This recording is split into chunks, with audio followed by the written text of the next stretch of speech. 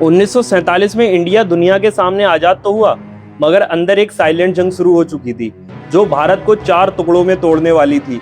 एक नहीं 3 दुश्मन देश भारत के सिस्टम में अंदर तक घुस चुके थे और भारत की तकदीर अब इन्हीं के हाथों में थी। इस तस्वीर को जरा देखना। Major general Cawthorn world war second में British intelligence head of Europe रह चुके थे। सन 1948 में इंडो पाक वॉर के बाद इन्होंने ही आईएसआई को जन्म दिया। करीब 8 सालों तक मेजर काउथन ही आईएसआई के चीफ बने रहे। इसके अलावा पाकिस्तान के चीफ ऑफ आर्मी स्टाफ के पद पर रोज केक को बहुत ही स्ट्रेटेजिकल चुना गया था, जो पहले ही ब्रिटेन के ऑस्ट्रेलियन आर्मी के हेड रह चुके थे।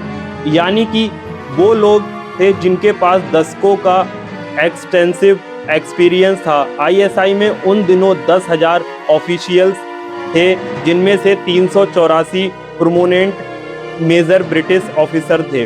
वे आईएसआई को शुरुआत से ही साइकोलॉजिकल इंटेलिजेंस टैक्टिक्स जैसे एक्सपियोनेज और जॉइंट मिलिट्री ऑपरेशन की सोफिस्टिकेटेड ट्रेनिंग दे रहे थे। शायद आपको यह सुनकर हैरानी होगी कि यही ट्रेनिंग आज तक होती आ रही है। साल 2021 में एक रिपोर्ट क्लियरली मेंशन है कि ब्रिटिश इंटेलिजेंस एजेंसीज MI5 और MI6 आज भी पाकिस्तानी फोर्सेस को ब्रिटेन में ट्रेनिंग करती है। मेरा पॉइंट यहाँ यह है कि पाकिस्तान अच्छे से जानता था कि वह इंडिया जैसे अपने से 4 गुना बड़े देश से अकेले मुकाबला नहीं कर सकता। इसलिए उन्होंने ब्रिटेन से मदद लेना शुरू किया। लेकिन आप बिलीव नहीं करोगे कि उस दौरान आईएसआई का नेटवर्क इतना स्ट्रांग हो गया था कि करीब 18 देशों की एथलीट इंटेलिजेंस एजेंसीज रॉ को खत्म करने के मकसद से आईएसआई के साथ काम कर रही थी। 1982 in Peshawar there were upwards of 18 foreign liaisons that were working at any one time. So we're talking about an enormous proliferation of intelligence agencies that are working side by side. इसका अंजाम भी हमें दिखा अपने जन्म के सिर्फ 7 से 8 सालों के अंदर ही आईएसआई ने भारत को चारों तरफ से घेर लिया। मिड 1950 तक नॉर्थ ईस्ट के नागास और मिजोस जैसी अलगाववादी एजेंसीज अपने पीक पर थीं। साउथ में केरल के अंदर आईएसआई ने टेरर आउटफिट्स प्लांट कर दिए। नॉर्थ में इंडिया कश्मीर के मुद्दों पर लड़ रहा था। वहीं वेस्ट में आईएसआई ने खालिस्तान का वीजा बो दिया। ईस्टर्न और सेंट्रल इंडिया के नक्सलवादियों को खड़ा किया गया, तो वहीं दाऊद, छोटा राजन, हाजी मस्तान, छोटा शकील जैसे अंडरवर्ल्ड क्रिमिनल गैंग को खड़ा करके फंड किया गया। और इन सबसे ज़्यादा खौफनाक था सिविलियंस में टेररिज्म। सन 1993 Mumbai blast, 2001 parliament attack, 26/11 Mumbai attack, 2008 Delhi blast, 2011 Mumbai triple blast, इन सबके पीछे एक ही ऑर्गेनाइजेशन का हाथ था, आईएसआई। इन्होंने जैसे मोहम्मद, लश्कर तैयबा, हिजबुल मुजाहिदीन जैसे हजारों टेररिस्ट ऑर्गेनाइजेशन को जन्म दिया। यह सब हो रहा है आईएसआई की infamous don't bleed India with 1000 cuts के तहत। जियाउल हक ने कहा था, जियाउल हक ने ऐसी बात बोली जो मेरे जहन में गड़ गई। Bleed India with 1000 cuts.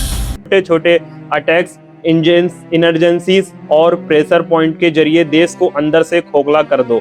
दूसरी तरफ जहां आईएसआई सन 1948 के जंग में मैदान में थी, भारत की एलीट इंटेलिजेंस एजेंसी रॉ का जन्म आईएसआई के 20 साल बाद 21 सितंबर 1968 को हुआ।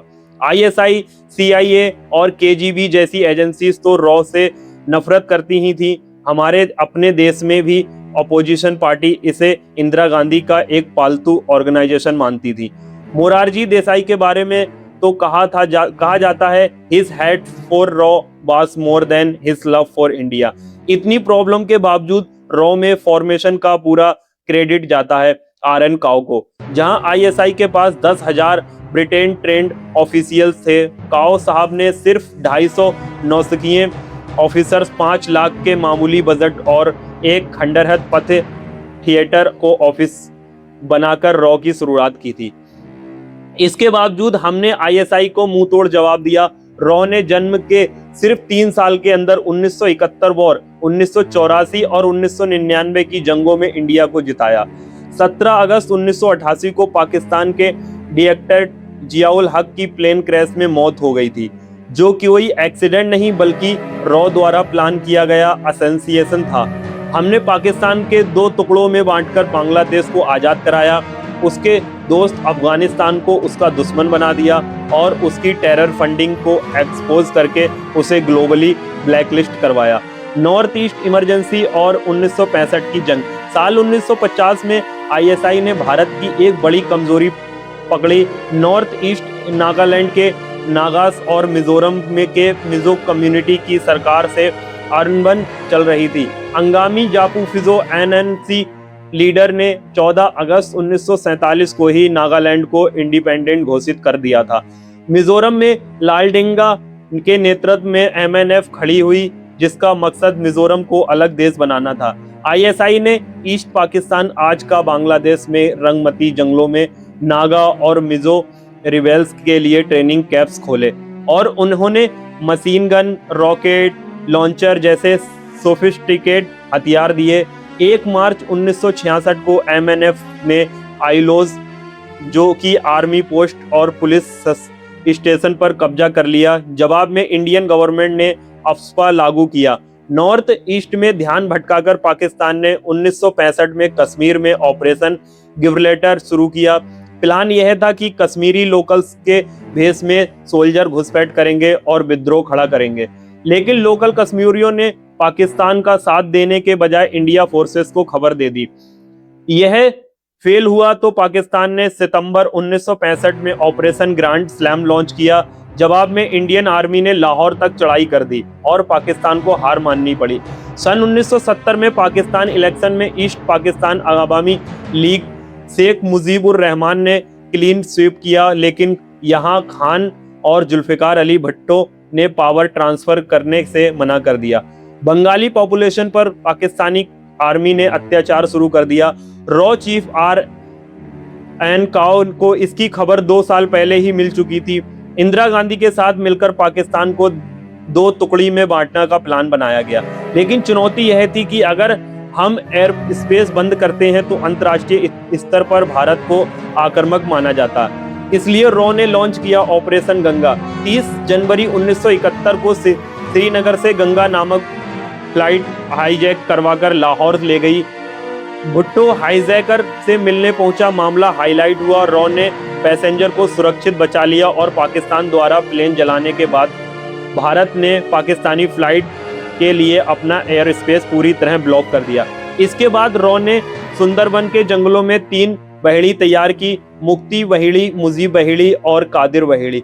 सिर्फ 14 दिनों के अंदर पाकिस्तानी आर्मी को घुटने टेकने पड़े और 93,000 से ज्यादा सोल्जर ने दुनिया का सबसे बड़ा सरेंडर किया। इस तरह बांग्लादेश का जन्म हुआ। सन 1980 के दशक CIA ISI का गठजोड़ और ऑपरेशन K2। 1971 की हार के बाद अमेरिका, CIA और पाकिस्तान ISI ने हाथ मिला लिया। ISI ने भारत को घेरने के लिए नेपाल, म्यांमार, श्रीलंका और अफगानिस्तान का इस्तेमाल किया। पंजाब में जनरल सिंह भिंडारालवे के नेतृत्व में खालिस्तान आंदोलन को बढ़ावा देने के लिए ISI ने अपने SSG कमांडोज और सोफिस्टिकेट हथियार भेजे। इसके बाद सन 1984 में ऑपरेशन ब्लू स्टार हुआ और आगे चलकर इंदिरा गांधी की हत्या हुई। कश्मीर की तबाही करने के लिए ISI ने ऑपरेशन K2 और ऑपरेशन 2 पाक लॉन्च किया।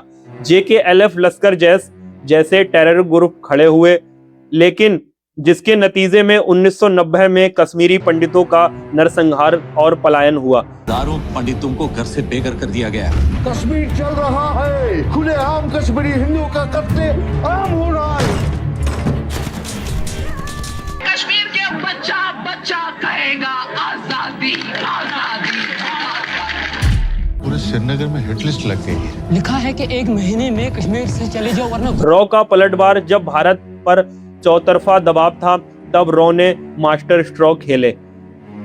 असैसिनेशन ऑफ जियाउल हक। मैंगो क्रेडिट में बॉम्ब प्लांट करके जियाउल हक का प्लान क्रैश कराया गया। BLA ब्लॉच लिबरेशन आर्मी को सपोर्ट करके पाकिस्तान को अंदर से उलझाया। नेपाल, बांग्लादेश और अफगानिस्तान के प्रो इंडिया सरकारें रॉ ने नेपाल को तख्ता पलट कराकर बांग्लादेश के शेख हसीना को सपोर्ट करके और म्यांमार में ऑपरेशन चलाकर भारत के खिलाफ बढ़ रहे रिंग ऑफ फायर को ध्वस्त कर दिया। 9/11 हमले के बाद ओसामा बिन लादेन के एबटाबाद में छिपे होने की खुफिया जानकारी रॉ ने ही CIA को दी थी, जिसके बाद अमेरिका ने उसे ढेर किया और ISI का पूरा पोल पूरी दुनिया के सामने खोल के रख दी। रॉ की दूरदृष्टता और जाबाजों की सीक्रेट ऑपरेशन की बदौलत भारत ने दुश्मन देश के हर मामले का करारा जवाब दिया और देश की अखंडता को बनाए रखा। अगर आपको हमारी ऐसी वीडियो पसंद आई हो तो वीडियो को लाइक करें और कमेंट में लिखें जय हिंद, जय भारत।